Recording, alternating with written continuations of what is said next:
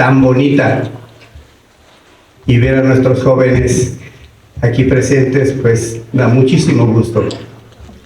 Bienvenidos a esta conferencia con un experto sobre la materia. Ahora bien, en el marco del seminario sobre tópicos diferentes de la economía mexicana 2024-2030, en este marco tenemos una conferencia que le enunciamos así, propuesta por nuestro conferencista: la economía mexicana, presente y futuro. Eso es lo que vamos a escuchar hoy. Ahora bien, quisiera, para que se escuche cómo está la preparación de nuestro conferencista, tenemos de lujo al maestro Aníbal Gutiérrez Lara. Leeré parte de su semblanza. Es la siguiente. El maestro Aníbal Gutiérrez Lara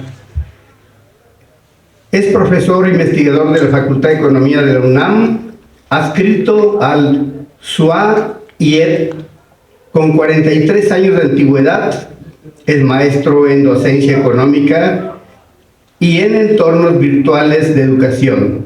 Forma parte del programa universitario de estudios del desarrollo PUED-UNAM. Actualmente es director de estudios para la planeación universitaria en la coordinación de planeación, evaluación y simplificación de la gestión institucional. Destaca la trayectoria del maestro Gutiérrez en la divulgación de la ciencia económica y como columnista y colaborador en prensa escrita, radio y televisión. Cuenta con amplia experiencia en el sector público federal y en el sector privado. Ha sido asesor de la Comisión de Presupuesto y Cuenta Pública en la Cámara de Diputados y de las Secretarías de Finanzas de varios estados, así como representante del Grupo de Secretarios de Finanzas de la Conferencia Nacional de Gobernadores. Se especializa en temas de economía, finanzas públicas, políticas públicas, planeación. Es autor y coautor de varios libros e investigaciones. Entre las publicaciones se encuentran El presidente, las filias y fobias que definirán el futuro del país, en colaboración con Leonardo Purcio, editorial Grijalbo. La nueva política del bienestar, presupuesto público y su impacto en los derechos económicos, sociales, culturales y ambientales. Actor en el marco institucional y presupuestal en materia de derechos humanos, de derechos económicos, sociales, culturales y ambientales. Casos Edesol, CNDH, PUED, UNAM en el 2019. Así también, participante sobre elementos de la elaboración de los planes de desarrollo institucional en colaboración con Jaime Chavira, 2019. Estudios sobre costos de implementación de un ingreso ciudadano universal en México, CEPAL, UNAM, 2018, esta publicación. También participando en los estudios sobre derechos humanos y presupuesto, UNAM 2017, sobre las finanzas públicas en México, retos y características de una reforma, Facultad de Economía UNAM 2014, y ya no les distraigo más en esto porque es muy abundante los referentes de investigación y de académico del maestro Aníbal. Pero teníamos que destacar estos puntos para que sepan que se trata de un gran experto sobre el tema que hoy nos trae. Así que la economía mexicana, presente y futuro, va a dar inicio con la participación del maestro Aníbal Gutiérrez Lara. Por favor, maestro. Muchas gracias. Agradezco la amable invitación de las autoridades de Gaby para poder estar aquí.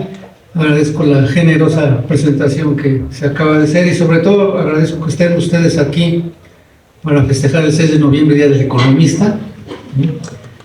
Y quisiera, antes que nada, decirles que la presentación que voy a hacer busca motivarlos a una cosa que luego descuidamos, que es tratar de entender desde la perspectiva de la teoría económica y todos esos libros que revisamos de teoría, cómo aplican y cómo los podemos bajar y acercar a la realidad nacional.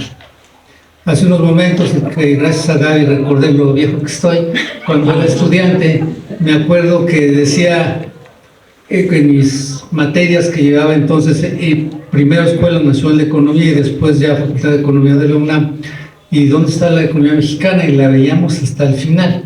Ya hoy es posible ya verla desde antes, pero era una inquietud que finalmente me llevó a tener distintas intervenciones y colaboraciones, con lo cual pues fuimos armando una idea y todo un equipo para acercarnos más a la realidad mexicana.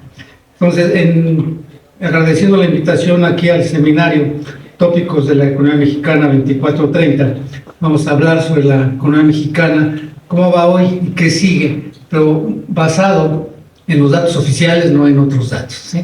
Todos los datos que están aquí son publicados por las autoridades, son los datos oficiales, los cuales también recogen las instituciones internacionales que hacen también sus propias estimaciones de cómo vamos. Es también un contexto importante de transición y cambio de gobierno, un contexto importante en términos de cambios políticos que inciden en toda la vida económica, política y social del país, y también un momento de transición importante con el relevo en Estados Unidos. O sea que es una coyuntura interesante para que la analicen, la estudien, y pues a nosotros ya la regamos, ahora les toca a ustedes enderezar las cosas hacia adelante y darse esa visión de futuro. Entonces, por lo pronto podemos comenzar a revisar ciertos numeritos y gráficas con las que hemos estado trabajando en los últimos tiempos, ¿sí? Por favor. En primer lugar, una de las cosas que ustedes ven empezando la carrera es a dónde vine a parar, ¿no? La pregunta que le hago a mis amigos y compañeros de introducción a la economía, ¿y qué es la economía y por qué viniste acá? Algunos dicen, yo llegué de carambola porque en las 3 primeras opciones no me aceptaron, entonces agarré esta a ver qué pasa. Suele suceder. Sin embargo, hay una cosa importante, siempre que llegan a estudiar economía u otra, traen la inquietud, pero además una cierta noción de a qué vienen. Y yo simplemente les recuerdo algo que no pueden olvidar en el camino, que es lo siguiente. La pregunta fundamental que hace la economía es de dónde surge la riqueza y acompañado con ella viene y cómo se reparte, cómo se distribuye esta riqueza. Y ha sido la problemática que siempre se ha venido estudiando. Cada corriente, cada gran pensador ha ido definiendo sus ideas, y así muchos de ustedes han visto toda esta historia, aunque luego es una materia que se va relegando del pensamiento económico, ¿no? Traen elementos de los fisiócratas mercantilistas, traen la crítica de la economía política de Marx y otros autores como Buharin, ¿sí?, acerca del imperialismo y demás, y hay así distintas corrientes, y también están estas corrientes que gracias a los ataques no pasan de moda, y también gracias a su poderosa ideología y presencia, y sobre todo su traducción en la política económica, que es la economía neoliberal, ¿sí?, la actual economía que rige los principales preceptos del equilibrio macroeconómico. Entonces, cada época, cada gran pensador ha ido diseñando una idea de dónde surge la riqueza, cómo funcionamos y cómo se reparte. Sin embargo, hay temas ligados a vinculados a ese pensamiento también cargado de ideología, que es, ¿y a quién le toca conducir las cosas? ¿Al Estado o al mercado? Y ese es otro gran debate que ha estado presente históricamente en términos de más Estado o más mercado. Para algunos es uno, para algunos es el otro, para otros lo que es conveniente es tanto mercado como sea posible, pero tanto Estado como sea necesario. Y realmente cuando ustedes leen la historia de la economía mexicana, pues se encuentra que crecimos con los dos, con una economía mixta. Cuando ven los milagros del desarrollo, primero en algún momento con los tigres asiáticos, que cuando yo estaba de aquel lado, decíamos, allá están los coreanos, y ahora decimos, allá van, y ni cuenta nos dimos a que nos rebasaron. Al igual que ahora, los últimos grandes desarrollos en Asia tienen que ver con un Estado fuerte, con una visión de para dónde va, pero no va solo, sino que crea grandes consensos de acuerdos con el sector educativo y con el sector privado. Analicen cualquiera de esos casos y, por ejemplo, pueden ustedes ver a una empresa coreana, Samsung, surgió pirateándose a Sony, pero tenía acuerdos con el gobierno en términos de generar metas de producción, alcanzarlas, alcanzar metas en términos de empleo, alcanzar metas en términos de exportaciones y alcanzar metas en términos de desarrollo de tecnología, y tuvo todos los apoyos para eso. Aquellas que no cumplieron, se les cortaron los apoyos y adiós. Igual pasó en la India y demás. Pues esto nos lleva a que esta discusión nos lleva a lo que es la idea de política económica. La ciencia económica va a ir derivando en las explicaciones para poder tomar decisiones, y por eso es muy importante el enfoque que se le da, entender de dónde viene, y por eso llegamos al tema de la política económica. Y como les digo también a mis alumnos, ahorita ustedes pueden visualizar las dos palabras que están ahí, política económica. Y como les dijeron en la primaria, o al menos en la mía también hace 1000 años, subrayen el sustantivo. ¿Cuál es el sustantivo?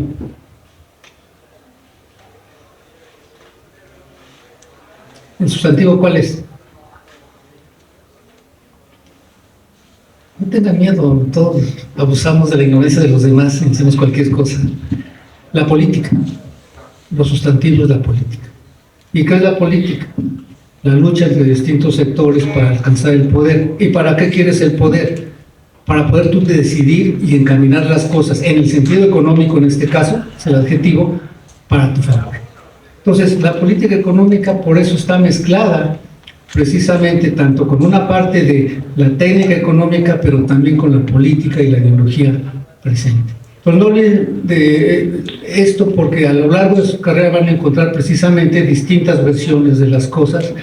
Van a encontrar una explicación de la inflación que va por un lado, otra va por el otro, pero tiene esto un gran contenido político, y por eso también es importante, más allá de las críticas que hoy se hacen, también en un ambiente cargado de ideología, a esos 3 tomos del Capital, sobre todo la parte histórica y de explicación de generación de riqueza y cómo se distribuye. Y a final de cuentas termina en la parte política, ¿sí? Entonces es una acción interesante de ver cómo ese tipo de análisis nos permite marcar lo que pasaba hace 1000 años y lo que está pasando ahora. Entonces, por eso el concepto que les quiero dejar es este de política económica como un proceso histórico, social, en donde hay discusiones, debates, jaloneos para un lado, para otro, distintos puntos de vista, pero que a final de cuentas lo que buscan es eso, hacer que crezca la economía y determinar ciertas formas de distribución de la riqueza. Claro, todos desearíamos que fuera parejo, pero es precisamente en esa disputa de intereses y grupos, pues unos ganan y otros pierden, ¿no? Entonces, esa es precisamente la idea. ¿Y cómo le hacemos hoy para encontrar esos indicadores? ¿Qué nos dice si vamos bien o vamos mal? Pues una batería de indicadores económicos en los cuales unos lo pueden interpretar en un sentido u otro en otro, por eso se los menciono, pero que tienen un respaldo importante. Son golpes de realidad que nos dicen cómo estamos. Así entonces podemos iniciar con la que sigue, por favor, en donde vamos a encontrar el comportamiento prácticamente de la producción. Ustedes han visto que el indicador fundamental con el que medimos la generación de riqueza cada año es el Producto Interno Bruto. Y es importante que crezca, pero nosotros, con estos vaivenes que tenemos en esta presentación de 94 a 24, con la expectativa de Hacienda, y 25, pues encontramos que prácticamente desde 1994 a 2024, la tasa de crecimiento promedio de nuestra economía ha sido de 1.9%, arañando por abajo la tasa de crecimiento de la población. Lo ideal es que crezca por arriba de lo que está creciendo la población. Y encontramos en la primera caída, pues la crisis del 94-95, el error de diciembre. Después un estancamiento económico que hubo a nivel mundial en 2001-2002, en el inicio de ese sexenio. Después se nos atraviesa la crisis financiera global de 2008-2009, que le da un sesgo y un cambio importante al comportamiento de la economía mundial, y ahí tuvimos una caída de 6.1, y después tenemos esto de 18 y 19, donde, en la siguiente, por favor, podemos ver cómo prácticamente a partir de la mitad de 2018, terminando una elección, la economía se va para abajo. En 2009 sigue cayendo. Y luego ya como premio se nos atraviesa la pandemia y nos acabamos de derrumbar.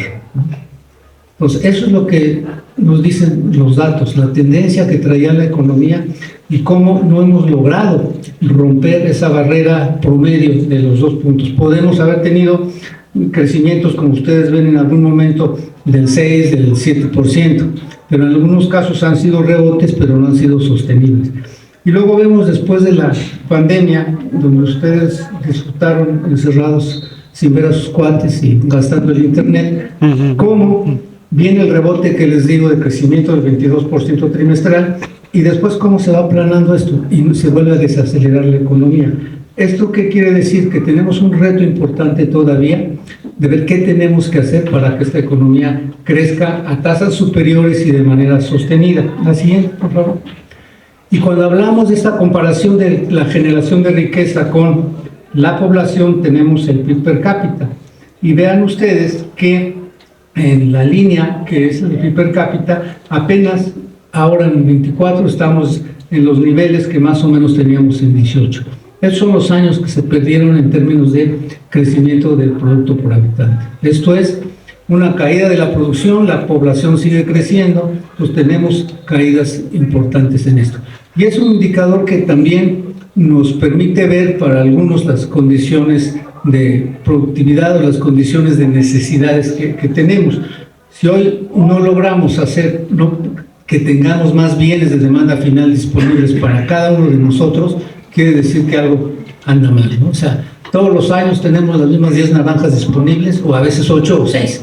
Entonces, por eso es importante este otro indicador de la producción por habitante.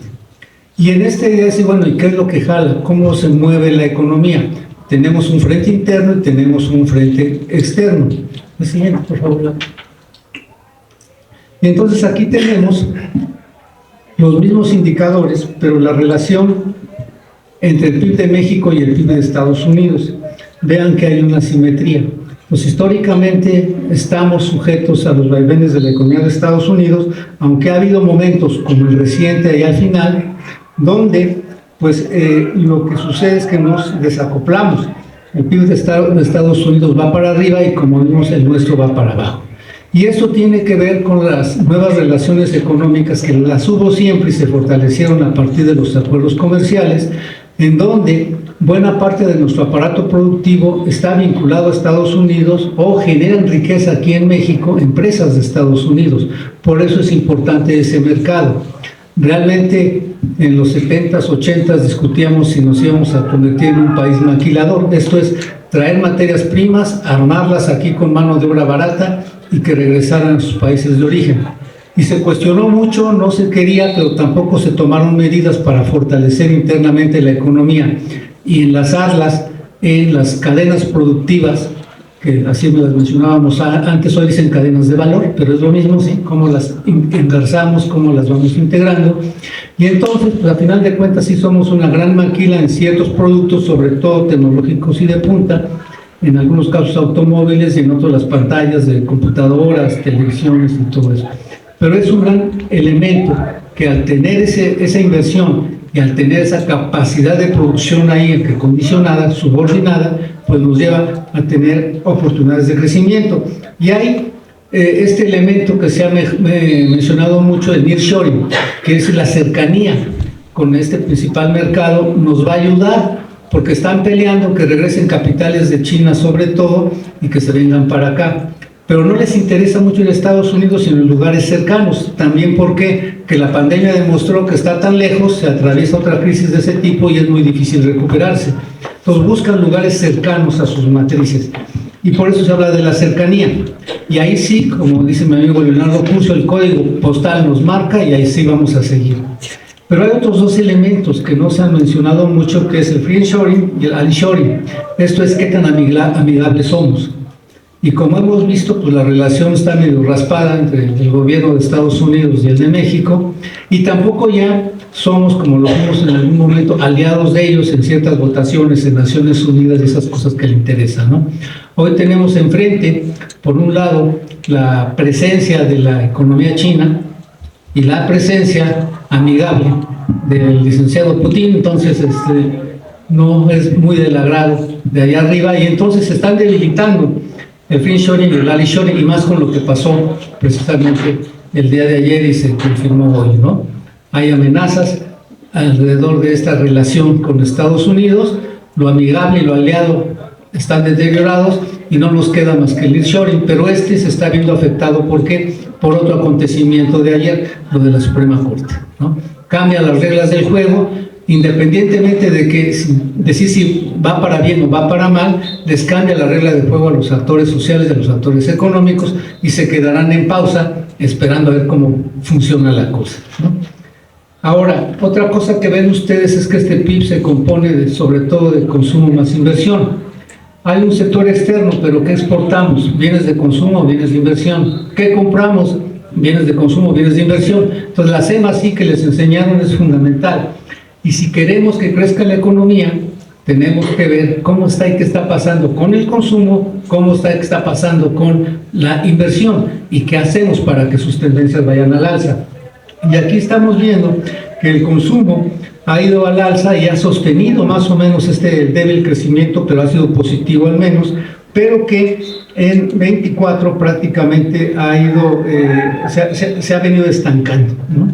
Prácticamente no ha crecido a la velocidad que venía creciendo en los meses, por ejemplo, de 22, 23, y ya en 24 ya lo vemos como que se va deteniendo.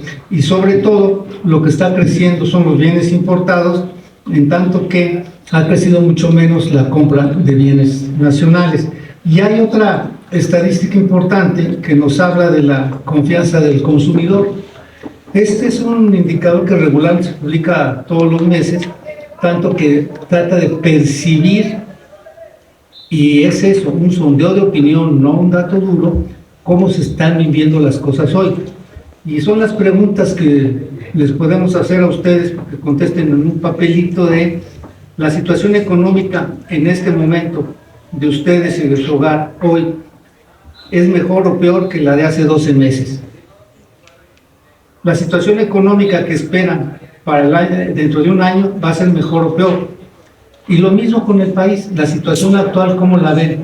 ¿Igual, peor, mejor? ¿Y qué esperan hacia adelante? Y así entonces, con estas preguntas, y una muy sensible pero importante, ¿qué posibilidades tienen para comprar muebles, televisores, lavadora, etcétera? Esa siempre sale por abajo, ¿no? Me decía un gran empresario de bienes de consumo, es que son unos chillones y siempre quieren que les prestemos. Digo, sí, pero luego tú le fías en abusos chiquitos, pues tampoco le sale, ¿no? Entonces, ojo, o sea, esta es una cosa de percepción, pero que está ligada a esto, pero también está ligada al ingreso, que vamos a ver un poco más adelante. En términos de la inversión, tienen ustedes dos indicadores. La inversión fija bruta son los gastos que se realizan en construcción, maquinaria y equipo, no importa el origen, por parte del tanto el sector privado como el sector público. Y vemos que esta inversión fija pues, se ha estancado y se viene cayendo. Lo ven ahí al final, en la siguiente gráfica, por favor. Consumo, ahí está el parámetro. Vean cómo venía creciendo y ahora se cayó, esperemos que se recupere. Y podemos la que sigue, por favor. Ya tenemos ya como al final esta inversión fija bruta se está desacelerando. En la que sigue, por favor. Otro indicador de inversión es la formación bruta de capital, que es un poco más agregada y se usa más en términos de oferta y demanda global. Y aquí lo que encontramos es que también prácticamente se aplanó en los últimos trimestres. Y esto indica que se está parando la compra de bienes que incrementan el aparato productivo, activos fijos. la construcción de industrias, parques, maquinaria y todo eso es lo que se está deteniendo. E igual hay una idea de confianza con ellos. Y aquí vemos cómo en los comparativos que traen aquí de 18-24, cómo todos están prácticamente arañando el 50. ¿Qué es el 50? Este tipo de indicadores que hoy se trabajan mucho de confianza son de 0 a 50 hay desconfianza, de 50 para arriba hay confianza. Y entonces que vean que así que como que estemos con una gran confianza el sector privado no financiero, el manufacturero o el comercio, pues no es tanto, ¿no? Y construcción se cayó. Construcción estaba por abajo, se recuperó hace unos meses y otra vez está por abajo en términos de la confianza. Y ha sido uno de los elementos que en la recuperación de los pasados meses el crecimiento venía empujado precisamente por la construcción, pero ya también va a la baja. Ahora, en la siguiente, por favor, hay un elemento aquí muy importante que es, bueno, ¿quién invierte? Pues invierte el sector privado e invierte el gobierno. Y si ustedes ven la última columna, nos hablan de un nivel de inversión total con respecto al producto del 25%. Ese dato es relevante en términos de que allá por los años 90, en distintos estudios que se hicieron en ese momento, señalaban que se debería de alcanzar una participación por lo menos del 25% de la inversión en el PIB para lograr alcanzar un mayor crecimiento y que fuera estable, mantener una inversión en esos niveles. Pero como ven, ha sido errática, pero en su composición encontramos que podemos tener un año como 95, donde se cayó la inversión privada, representaba el 14%, o este último, donde está por arriba del 22%. ¿Qué encontramos aquí? Que quien hace y mueve la economía es la inversión, pero es fundamental la inversión privada. Estratégicamente, y que conduce las cosas sin necesidad de ser tan grande, ha sido la inversión pública. Si se revisa la literatura que tenemos alrededor de los 40, 50, 60, con la estadística que había en esos años de cómo se estaba comportando esto, vamos a encontrar que la inversión pública en la época de la industrialización y el crecimiento, que construyó la infraestructura, construyó grandes empresas productoras de bienes de capital y demás, toda esa inversión pública siempre representaba entre el 6 y el 8% del PIB. Y aquí vemos que solo a raíz de la crisis de 2008 en 2009 estaba en 5.9. Acuérdense que aquí para enfrentar la crisis el gobierno creó el Fondo Nacional de Inversiones y metieron mucho dinero en temas de construcción, con lo cual se logró aminorar el efecto de la crisis. Y entonces, sumados los dos, ya se alcanzaban aquí niveles del 25, del 23%. Pero después, la misma política económica seguida llevó a que, al igual como pasó en los 80s, restringir el gasto público. Y lo primero que castigan es la inversión. Ahí están Pemex y CFE, la construcción de carreteras y demás. Y recuerdo muy bien que en aquella época la cuestión fundamental en el sexenio 2012-2018 era mantener un superávit, o sea, más ingresos que gastos sin considerar el gasto financiero, superávit primario. Y muchas veces el superávit se alcanzó tomando excedentes que generaban Pemex y CFE, sobre todo CFE en esa época.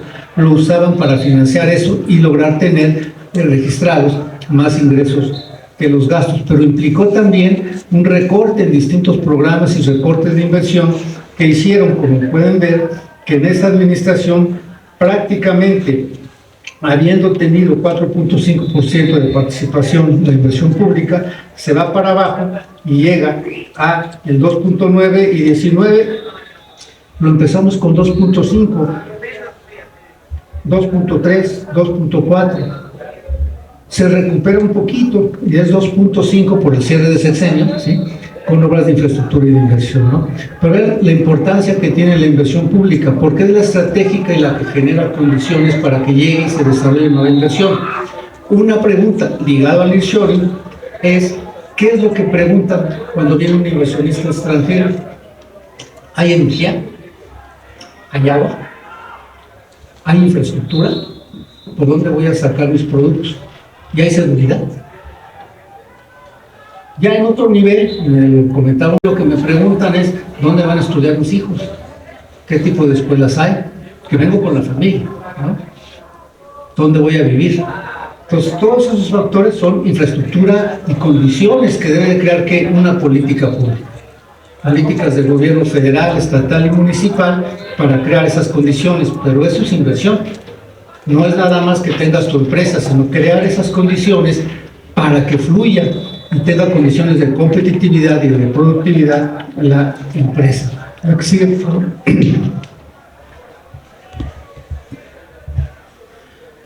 También aquí, en este caso, en términos de los empresarios, al preguntarles su confianza, hay una pregunta que siempre sale castigada. El momento adecuado para invertir, vean, todos salen a ojo de 50, ¿no? Me decía un viejo profesor de la Facultad de Economía, es que los inversionistas nacionales son voraces y medrosos. Entonces le sacan, ¿sí? Y quieren todo. Entonces sí, efectivamente aquí siempre se contesta, no, pues no sé, déjame ver, ¿no? Y estos indicadores son también importantes para ir viendo cuál es eso que siempre se habla del clima empresarial, la confianza que hay para invertir o no. Y vemos que, curiosamente, de diciembre de 18 a octubre de 24, pues las cifras son similares, ¿no? Salvo el comercio que bajó, los otros estaban un poco por arriba, y la construcción que bajó. O sea, así que digamos que se generó una confianza en 24 con respecto al 18, podemos que no.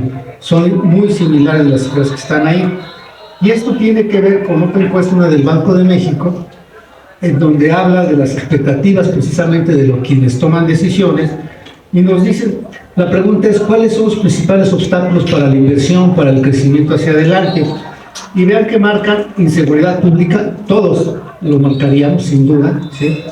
Y vean que está por arriba, el problema de inseguridad y de Estado de Derecho califica por arriba de lo que teníamos en diciembre de 18. Impunidad y corrupción, salvo impunidad, pero estamos igual. Es la misma percepción de obstáculo al crecimiento, a la inversión, impunidad y corrupción no se movió. Y una muy importante que crece, ausencia de cambio estructural en México. ¿Cómo hacemos las cosas? Seguimos flotando en una inercia, no ha habido una conducción hacia el desarrollo. Y una de las cosas que en el libro que se mencionaba del Grijalvo, del presidente, y el que viene, que se llama El mejor país del mundo, una de las cuestiones que identificamos ahí es que a final de cuentas no hay, como hubo en épocas pasadas, claridad en términos de una visión de desarrollo compartida. ¿Para dónde vamos? Como dice la canción, nene, nene, ¿qué quieres ser cuando seas grande? Aunque ustedes son generación más para acá, alguna vez la deben haber oído. Sí. ¿Sí? Y entonces, sí, ¿qué país queremos? ¿Qué economía queremos? Integrada internamente y hacia el exterior. ¿Cómo? ¿Por dónde? ¿Con quién? ¿Qué fortalezas vamos a explotar para estar integrados? Internamente, ¿cómo vamos a resolver muchos problemas económicos que tenemos y sociales? Hablamos de soberanía, está bien, autosuficiencia está bien, pero ¿cómo le vamos a hacer? No hay un plan claro en términos de cómo lo vamos a hacer y, como les digo, una visión compartida, regresando al tema de los consensos entre los distintos actores sociales. Y aquí, por eso, el cambio estructural se marca como una limitante importante, porque ¿para dónde vamos, no? Y ahí nos quedamos flotando, y más con la incertidumbre actual, pues yo me espero a ver qué pasa, ¿no? Y la incertidumbre política interna crece, pero pues ya más o menos se sabía para dónde iban las cosas, ¿no? La que sigue, por favor. Y el crecimiento, ¿qué nos dicen a nosotros en los objetivos de política económica? Así, facilito, de su próximo examen.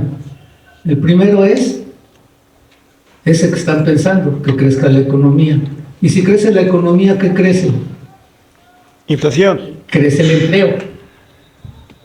Y ahorita contigo, el tercer objetivo es que los precios no crezcan tanto, o al menos que no crezcan más que el producto.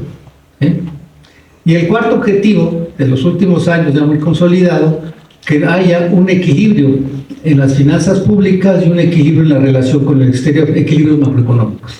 Esos son los objetivos de política económica y lo van a encontrar en todos lados, ¿no? Y entonces aquí, en la generación de empleo, pues vemos que sí, ha aumentado algo el empleo, sin duda. Sin embargo, ligado a otro tema que ha estado presente, el aumento en el salario mínimo, que era necesario, que fue un acuerdo desde la anterior administración, lo que vamos a encontrar es que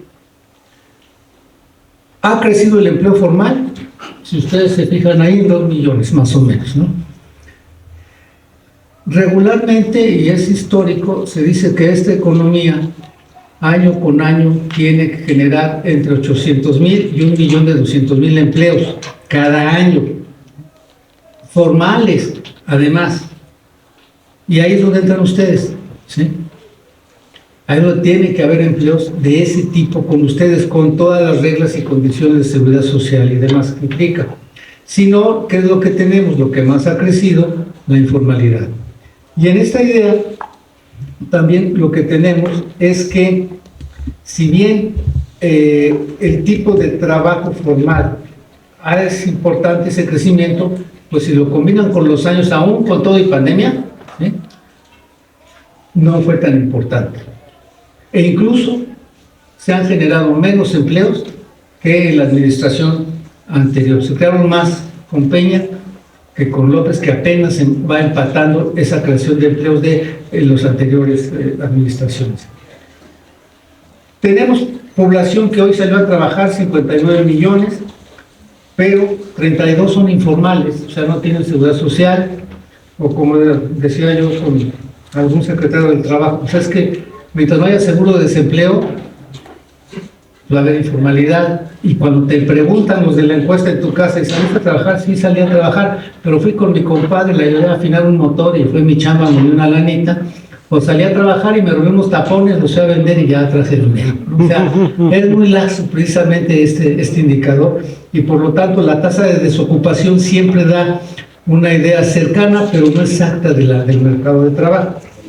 Nos hablan de la tasa de informalidad laboral, sí, aquella que está en establecimientos que no brindan esa seguridad social, o son trabajadores por cuenta propia. Ahí hay dos clasificaciones, pero una tasa que siempre me llamó la atención, y qué bueno que se sigue haciendo, es la tasa de ocupación en condiciones críticas, 31.7. O sea, de 100 mexicanos que hoy salieron a trabajar, incluyéndonos, 32 tiene estas características, condiciones críticas de ocupación.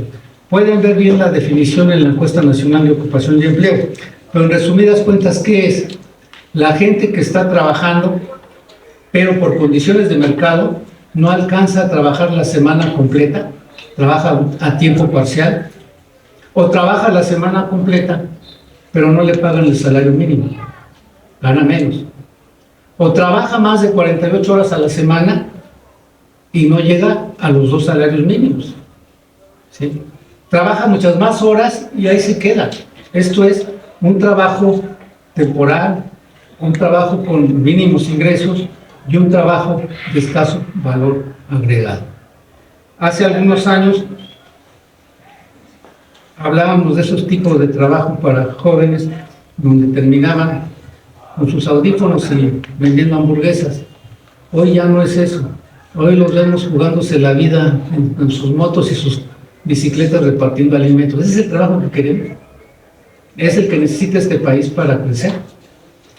Y esta tasa de ocupación en condiciones críticas, así como la ven, donde de esos 32 mexicanos, es el doble de la que había en 18. ¿Sí? Así ha crecido este tipo de empleo. Este es el empleo que se está generando. No empleos de gran valor, no empleos que nos permitan desarrollar, innovar inteligentemente cosas. Entonces, por más que aumente el salario, que está bien, también ha habido otra cosa, la que sigue, por favor, en donde, si tomamos nuestro ingreso en términos de salarios mínimos, hay un efecto estadístico cuando sube mucho el salario mínimo. Y entonces encontramos que ha aumentado la población que gana hasta un salario mínimo en 13.7 millones, entre 1 y 2, 4 millones, pero todos los demás se cayeron. Y aquí el tema es que la igualación era para arriba, no para abajo. Y aún con esos aumentos, se requiere que 2 personas del hogar trabajen para tener un ingreso que alcance para comprar las canastas básicas de alimentos, de educación y de salud que requiere una familia promedio. El salario mínimo todavía no es suficiente para que por sí solo pueda mantener una familia. Y entonces ha crecido mucho pero los demás tampoco han crecido. Sí, la idea era que crecieran todos, más el mínimo, pero como se ve, tenemos esto. Prácticamente ustedes se fijan que el crecimiento de los de arriba aquí, de términos de salarios mínimos, se debe a que se encogieron los que ganan más de 2 y más de 5 salarios. Aquí se cayeron, ¿sí? Antes se decía, tenemos que crear una capa media para que esa sea la que genere demanda, actividad, educación, salud. No la tenemos, nos estamos yendo, igualando, pero hacia abajo. Ahora sí, lo que señalaba el compañero, lo de los precios. Nosotros encontramos esa tendencia en los precios, que como ustedes saben, una es estructural, muy dura, muy rígida, que no es tan volátil, y una muy volátil, como es la época de útiles escolares o los ciclos agrícolas, y hacen que unos se muevan más. Y encontramos que hubo un repunte importante en la no subyacente y en la subyacente en algún momento, y esto hizo que los precios se elevaran y llegásemos a una inflación cercana al 5%, 4,6%, cuando el objetivo siempre de México ha sido estar en el 3%. La que sigue, por favor, ¿sí? Entonces, este es ese comportamiento donde, como ustedes pueden ver, ha habido sus picos, pero no hemos estado como antes, en algún momento, sí, en niveles de inflación por abajo del 3%. La que sigue, por favor. Y aquí tenemos otra estadística que nos regala el INEGI, donde vemos dónde está radicando la inflación. Y lo que hemos visto en los últimos años, si ven la segunda columna, sobre todo, alimentos, bebidas y tabaco, que usa productos del campo.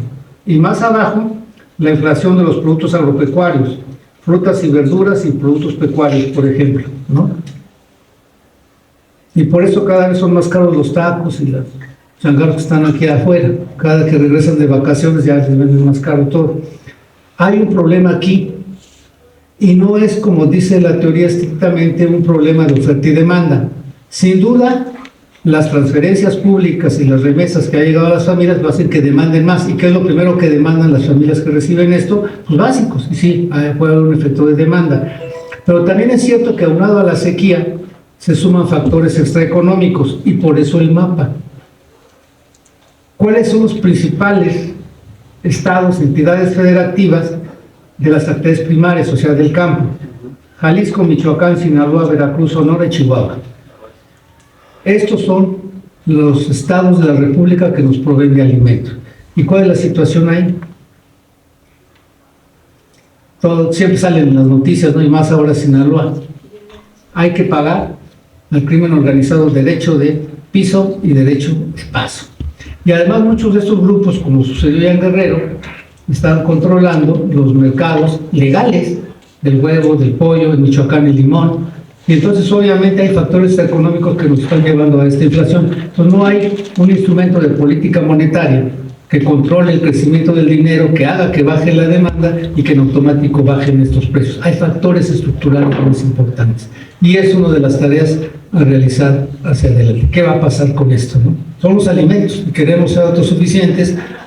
Pues sí, pero hay que darles chance de que produzcan en buenas condiciones. Y también los apoyos al campo, que antes lo recibían organizaciones de productores, sabiendo que hay una nata que se robaba parte de esa lana o toda, ¿no? Pero sí bajaba para apoyar la producción. Estos apoyos gubernamentales cambiaron para apoyar a las familias. Al apoyar a las familias, apoyaron el consumo, pero no la inversión en el campo, ¿no? Entonces tenemos esta problemática en este medio que es estratégico para nosotros. La que sigue, por favor.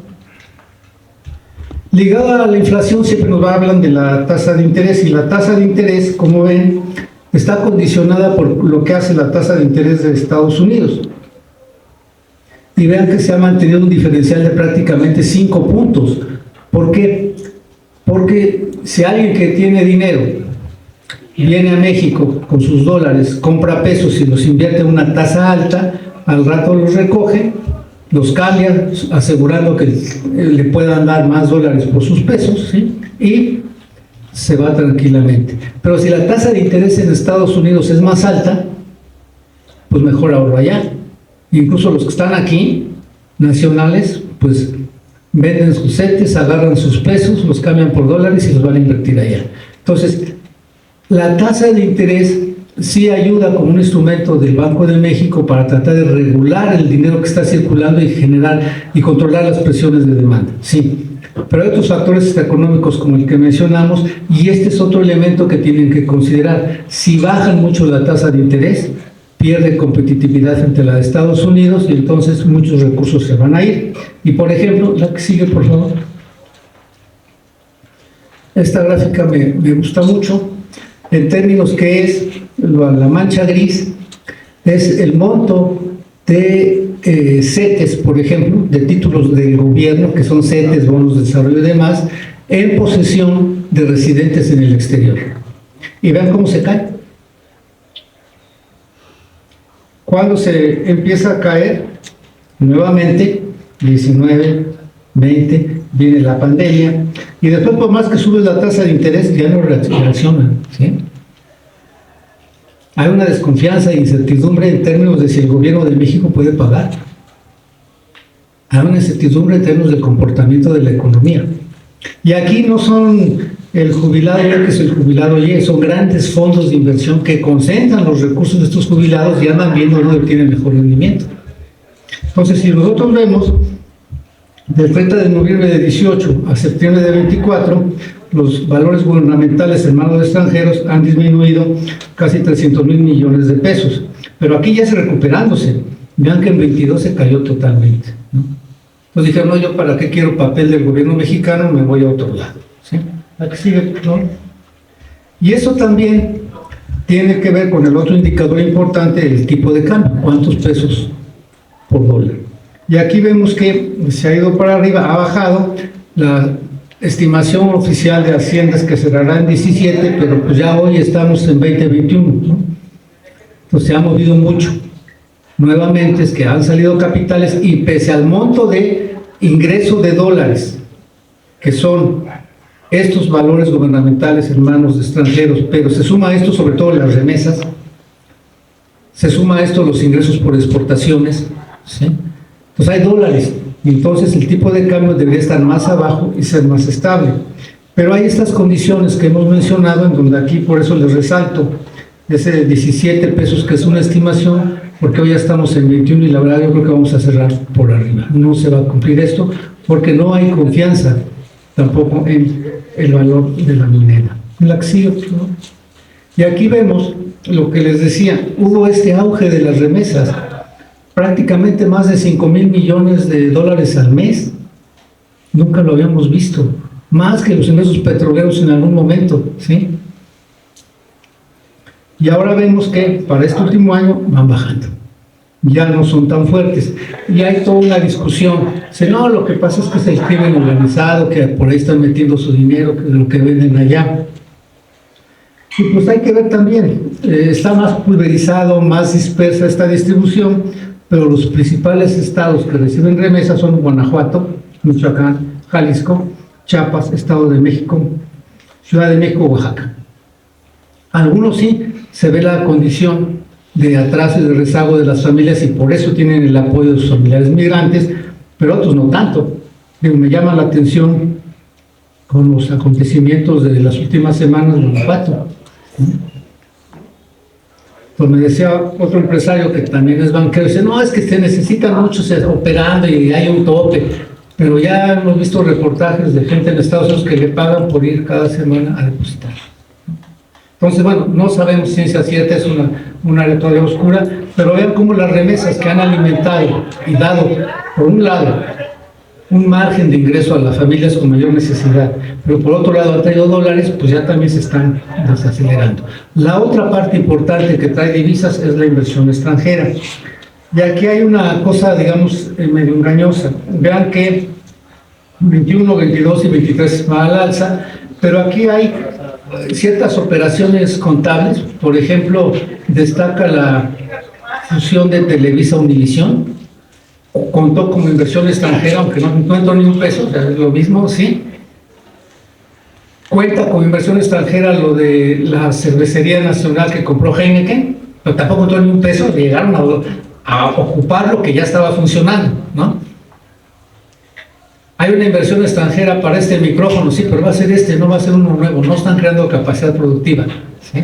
Realmente no está llegando, simplemente se está registrando, y vean que ya para 24 está regresando a estos niveles como teníamos en 20 de 30,000 millones de dólares. O sea, y han visto anuncios ahora de que no, que vienen 100,000 millones de dólares de inversiones. Todos los sexenios, y los viejos lo sabemos bien, hay compromisos nacionales y extranjeros de le vamos a meter tanta lana, ¿no? Hoy sería más factible con el nearshoring, pero ya vimos cómo están las cosas, y yo creo que se van a quedar en expectativa. A ver qué les dice Trump a los inversionistas americanos, ¿sí? A ver qué pasa con su perspectiva nacional de si está segura su inversión, cómo lo perciben ellos, y eso va a contar mucho para este comportamiento, porque aquí ya vemos que va a la baja. Y de hecho, con ese comportamiento de la inversión, si nosotros observamos esa tendencia del producto, en 22 hay un crecimiento importante, también de la inversión, también de la inversión extranjera. Y hubo inversión nacional porque estaban preparando los grandes parques industriales y demás almacenes para esa inversión que iba a llegar, pero no ha llegado. Y ahorita ya eso se está desinflando. Ahora, ¿es importante la inversión extranjera? Sí, pero también hay que ver quiénes son nuestros principales socios. Vean cómo, en la siguiente, por favor. Ahí está lo de la inversión que les decía, cómo regresa a esos niveles de 30,000, y el otro pico pues son cuestiones contables que tienen que ver con la cervecera, con Televisa y demás, ¿no? La que sigue, por favor. Y esta idea de la inversión, vean cómo en 2018 mandaba a Estados Unidos, le seguía España y Canadá, socios del TEMEC, en España un socio permanente, pero creo que de 18 en adelante como que los hemos maltratado un poco. Y entonces vemos que para 24 está Estados Unidos, y después ¿quién sigue? Alemania, Japón, y otros bajaron, ¿sí? La que sigue, por favor. Pero luego no nada más es este origen, para que vean ese vínculo que les decía hace rato con la economía de Estados Unidos. ¿Y en dónde invierten? Bueno, en 18 se invertía en manufacturas, y después generación, transmisión y distribución de energía eléctrica, suministro de agua y gas, productos al consumidor final. Pero aquí es cuando los habíamos invitado, ¿no? Luego los desinvitamos, y en 24 cambia la estructura. Siguen prevaleciendo las manufacturas, pero ya le siguen los bancos, servicios financieros. Entonces hubo un cambio importante en el destino de esta inversión, pero vean que está vinculado también a decisiones que se tomaron aquí. Aquí estaban invitados y luego desinvitados. También un proceso de incertidumbre, negociaciones y demás, y ahí está el dato. Hoy ya no pintó, ¿sí? La que sigue, por favor. Y entonces tenemos nosotros aquí una balanza comercial interesante en términos de ver los volúmenes del comercio que tenemos. 400,000 millones de dólares de exportaciones, 416,000 millones de dólares de importaciones, ¿sí? Súmenlos, divídanlos entre el PIB y van a ver el peso del comercio total que tiene nuestra economía. Estamos muy ligados, pero ya vimos que fundamentalmente es con la economía de Estados Unidos. ¿Sí? Ese es el PIB. Por eso es importante lo que pase en los próximos meses con las inversiones y con las negociaciones alrededor del acuerdo de libre comercio. Otra cosa interesante es este renglón de bienes intermedios, que son las materias primas. Esta economía, como les decía al principio, no logra integrarse, y entonces, para que se mueva una cosa, necesita traer insumos del exterior. Y esto es un tanto, para que este aparato productivo se mueva, está importando cosas. Lo estamos viendo en esta idea que les digo de la megamaquila que hoy tenemos en el sector manufacturero, ¿no? Pero también, cuando ustedes pueden ver muchos de los productos que hoy vestimos, sin duda en alguna parte el hilo, la tela, el plástico fue importado, ¿no?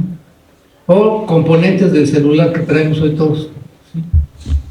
Entonces, si decimos que estamos exportando automóviles, sí, pero primero importamos un componente y luego se va, ¿sí?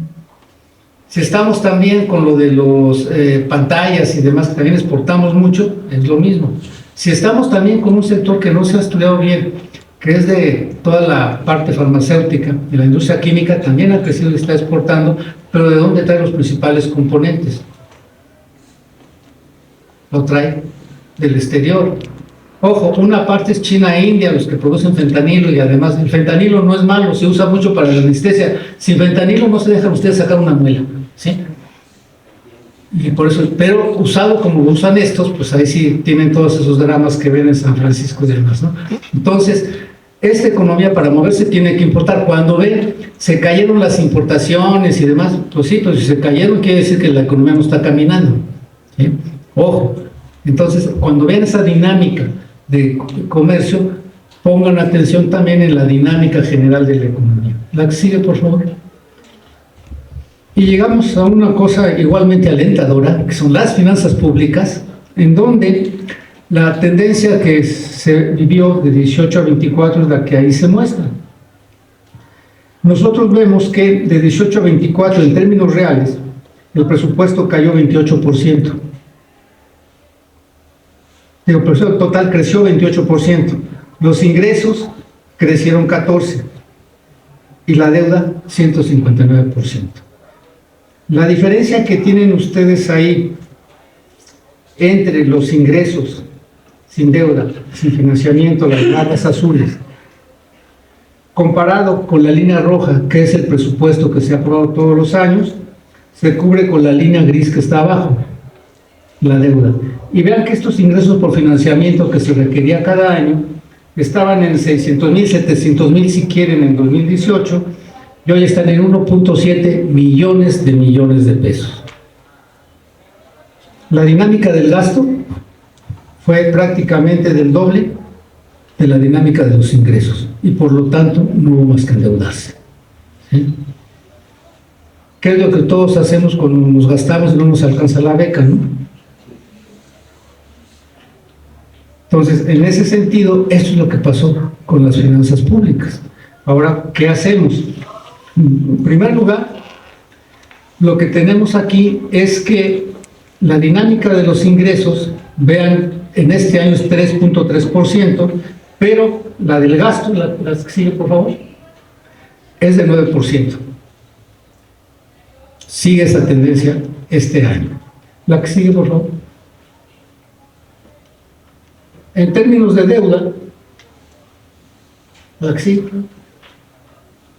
En términos de deuda, hoy estamos con un nivel global de deuda de casi 17 millones de pesos de deuda neta. En 22 estaba en 14,800 en diciembre de 23, septiembre de 24, casi en 17. ¿Sí?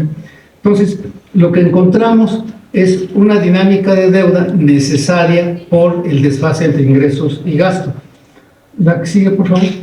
Y al respecto del gasto, aquí vamos a ir más rápido.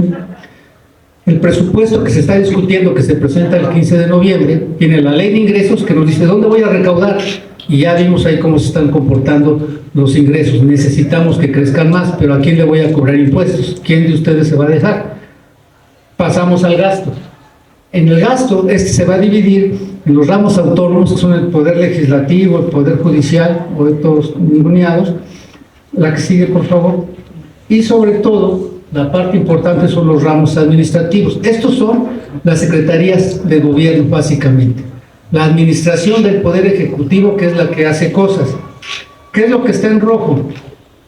Las secretarías que entre 18 y 24 perdieron recursos en términos reales. Todas esas perdieron. Ganó energía, ya saben por qué, entidades no sectorizadas por la superfarmacia, trabajo, becas para ustedes, bienestar, becas también para la casa, defensa nacional con el trenecito y demás, marina, el istmo, y bienestar, perdón, Semarnat, porque de repente se dieron cuenta que había sequía y en los últimos años lo invirtieron. La que sigue, por favor. Y entonces vamos a encontrar que el presupuesto de estos ramos, de este conjunto de ramos, crece en términos reales en 850,000 millones de pesos. ¿Sí? Que 16 ramos, más de la mitad, redujeron en más de 200,000 millones de pesos su presupuesto. Esto nos da 1 billón. ¿A dónde se fue ese billón? 10 ramos incrementaron su presupuesto, lo incrementaron exactamente en 1 billón, vean que más o menos dan las cifras, ¿no? ¿Y qué encontramos ahí? ¿Quién ganó? Bienestar, energía, defensa, entidades no sectorizadas, través de la farmacia, seguridad, educación marina. Por favor. Y aquí estamos, prácticamente 15 programas y 6 proyectos de inversión concentraron en 24, más de la mitad del gasto de esos ramos administrativos que vimos y del total del gasto con el que hace cosas el gobierno, el 18%. ¿Sí? A eso se fue el recurso. La que sigue, por favor. Ahora, si se fue a eso, ¿dónde están algunos indicadores? Esto es el último dato, no es que no esté actualizado, en términos de pobreza. Seguimos teniendo prácticamente 47 millones de mexicanos en pobreza, son los datos de la que se presentó en 22, pobreza extrema 9 millones. ¿Cuáles son las franjas oscuras donde se concentra la pobreza y la extrema pobreza? No hay vuelta de hoja. Revisen los primeros trabajos, los primeros mapas de Coneval y ahí está precisamente concentrada la pobreza. Territorialmente, habíamos hablado de sectores y esa problemática, territorialmente seguimos y estamos acentuando un país dividido en dos. Una parte centro-norte desarrollada y un sur con grandes rezagos. La que sigue, por favor. Y encontramos aquí en términos de que hoy la pobreza es no nada más el ingreso, sino de qué careces, de educación, de salud, de seguridad social, de vivienda. Y estos son los indicadores que nos da Coneval, que pueden revisar y vean que lo más importante es el acceso a la seguridad social que se ha perdido, pero sobre todo salud, que era una de las banderas anteriores, ¿no? Salud, creció mucho la carencia. La que sigue, por favor, ya casi terminamos. Y tenemos aquí un punto de discusión eterno, Pemex. Recibió 4.7 billones de pesos presupuestalmente, 400,000 millones de pesos para Dos Bocas, recibió en los últimos años apoyos por más de 1.5 billones de pesos, le ayudaron con su capital, le redujeron lo que aportaba, lo que pagaba de impuestos, y tiene al tercer trimestre de 24 una deuda de 97,000 millones de dólares. ¿Sí? No ha alcanzado las metas de producción en ningún año, ¿sí? Se le ha bajado la calificación crediticia y es un talón de Aquiles de las finanzas públicas. ¿Sí? Esto es una cosa de tratamiento urgente y más cuando se quiere garantizar soberanía energética e impulsar la transición al uso de energías limpias. ¿Sí? Es un punto importante para los que interesan las finanzas públicas de meterse en detalle el peso que tiene y para dónde va esto. Sí, por favor. Bueno, los ramos generales, ahí lo que más importa es lo que por acuerdos de coordinación fiscal tienen las entidades federativas. Gobierno federal y estados hicieron un acuerdo. Nosotros no cobramos, tú cobras por nosotros y nos das nuestra parte. Somos como accionistas, pero quien concentra la mayor parte es el gobierno federal. Y luego los alambrea, me tocó verlos. En lugar, ¿por qué te voy a creer que recaudaste 1,000? Si en realidad creo que recaudaste 1,500, ¿no? Pues mira, y te dice, y te marea, y si no fueron 1,000, entonces te toca nada más. Todo eso es cierto y se hace en esta gran contabilidad, ¿no? Entonces, por eso las participaciones son importantes, porque los estados perdieron su capacidad de recaudación al cedérsela al gobierno federal. ¿Sí? Marc, sigue, por favor. Luego decíamos, ¿y dónde sacamos recursos? Pues es que hay que grabar lo que no tiene hoy impuestos. Y regularmente, como dicen ustedes los conservadores neoliberales, dicen, no, pues que el IVA en alimentos y medicinas. Está bien, nada más que le pones IVA a alimentos y medicinas, se encarece la canasta y echas otros cuantos millones abajo de la línea de pobreza. Entonces no lo van a hacer.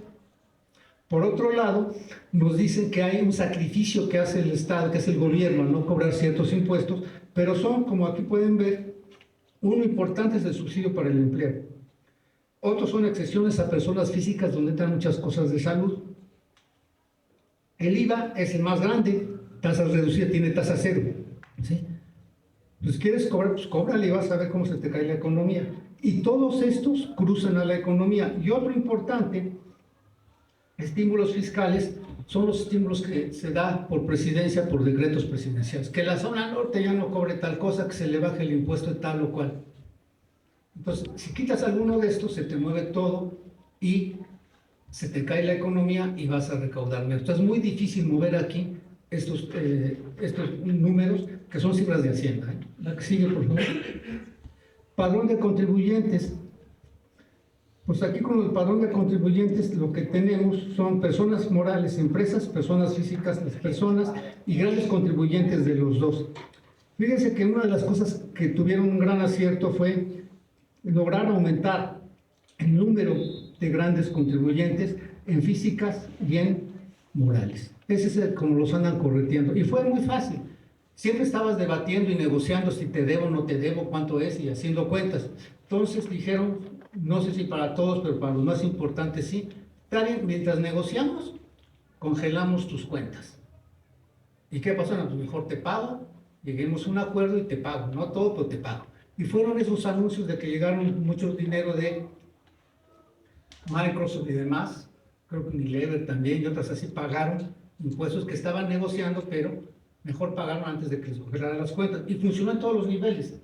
Mi amigo Fernando Calzada, director de finanzas del municipio del centro, le dice, ¿cómo le hiciste? Pues hice lo mismo, dice, y luego le vinieron a pagar, ¿sí? Pues sí, fueron medidas fuertes, pero es importante registrar esto como una cuestión positiva. ¿Qué sigue? Por favor. Creo que ustedes deben de pensar hacia adelante cómo vamos a fortalecer las finanzas públicas, revisar la integración comercial más con los acontecimientos recientes y buscar esto. ¿Seremos capaces como país de generar consensos en una visión de desarrollo de largo plazo? ¿Seremos capaces de haber la voluntad política de hacerlo? ¿Cómo vamos a abordar la transición energética con ese problema de Pemex? Vamos a abordar la electromovilidad, la transición digital, ahora que está de moda la inteligencia artificial. ¿Qué vamos a hacer con salud, con la economía del cuidado, con la agricultura y los alimentos, con el escenario que les había dicho? La parte digital puede ser muy importante, pero ¿qué necesitamos? Gente que estudie, que se prepare y ingenieros que le sepan a esto, ¿no? La que sigue, por favor. Tendríamos que buscar, como decía, tener un clima de negocios apropiado. No hablo de que se enriquezcan brutalmente, sino que haya reglas de juego claras para que haya inversión de pequeños, de medianos, de ustedes, de sus familias, que tengan seguridad que van a poder invertir y que no les van a llegar a cobrar derecho de piso. Ok, no va a llegar SAT y les va a decir, pues me debes tanto y no te exento de nada. Me decía un empresario de estos, no me han devuelto el IVA en todo el año, porque es un productor de tortillas. Entonces, está exento, ¿no? O tiene tasa cero, le deberían de devolver el IVA, no se lo han devuelto. Y así están varios, ¿no? Que necesitan dinero. Bueno, tenemos que buscar esa inversión en infraestructura, que les digo que es lo que se requiere para realmente captar inversión, buscar políticas de desarrollo productivo y cómo financiarla, hacer inclusivo el financiamiento y la producción, y cómo nos incorporamos a lo que les decíamos en un proyecto global de incorporarnos a los mercados globales estratégicos. En el corto plazo, hoy tiene la oportunidad el nuevo gobierno de crear una agenda nacional de inversiones, invertir en seguridad pública, resolver lo de Pemex, decíamos, evitar el crecimiento desproporcionado del gasto y buscar gastos que sí inciden en la productividad y en la competitividad y garantizar para nosotros los viejos las pensiones, no las nuevas, sino las del ¿qué? Del 11 transitorio, las del ISSSTE, Seguro Social, de los viejitos que nos la mantengan y promover, como vimos en esa fractura regional, mercados regionales. Entonces, yo lo que quería que era presentarles rápidamente este esbozo ligado a lo que están aprendiendo en economía, con la problemática de política económica, la problemática del país y decisiones que hay que tomar hacia adelante en estos temas que, como vemos, son complicados, es una coyuntura importante, pero solamente ustedes con su participación podrán ayudarnos a resolver eso. Muchas gracias.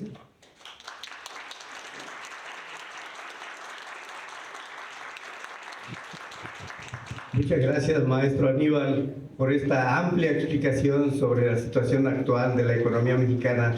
Brevemente pasaríamos a algunas preguntas, si las hay, o alguna participación. No quiero omitir de que se encuentra con nosotros, acompañándonos, el maestro, el subdirector académico de nuestra escuela, Gabriel Rangel, que nos acompaña aquí, interesado en este seminario. Y desde luego lo importante que es la maestra coordinadora de estas actividades, ¿sí? Entonces, la maestra Gabriela Plancarte, gracias, maestra. Habiendo puesto de manifiesto que es importante su presencia, Pasamos a algunas preguntas, toda vez que el tiempo es un poco apremiante, pero creo que tenemos unos 2, 3 minutitos. ¿Alguna pregunta que deseara hacer a nuestro ponente experto?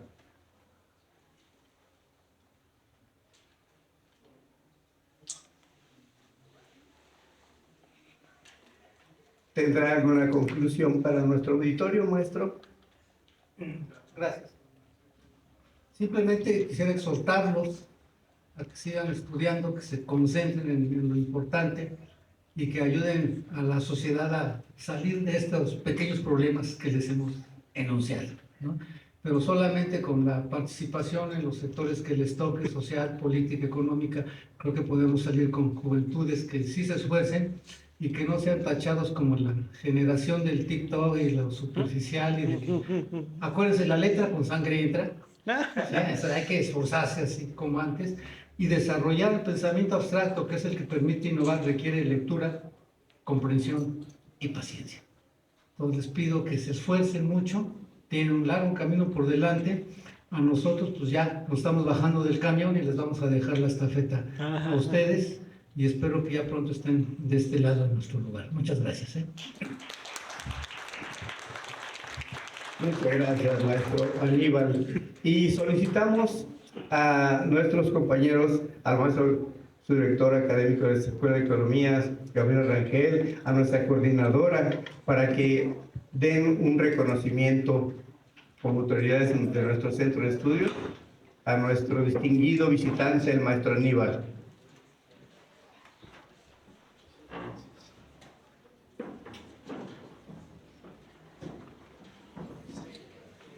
Instituto Politécnico Nacional, a través de la Escuela Superior de Economía, otorga el presente reconocimiento al maestro Aníbal Gutiérrez Lara por su destacada participación en el seminario Tópicos de la Economía Mexicana 2024-2030 con la ponencia Economía Mexicana Presente y Futuro, realizada el día miércoles 6 de noviembre del 24 en este auditorio. La técnica al servicio de la patria lo firma el maestro Manuel Francisco Ortega Hernández, director de esta escuela. Muchísimas gracias, maestro. Muchas gracias. Muchas gracias, maestro Mercante. Gracias, maestro Rangel, por este evento.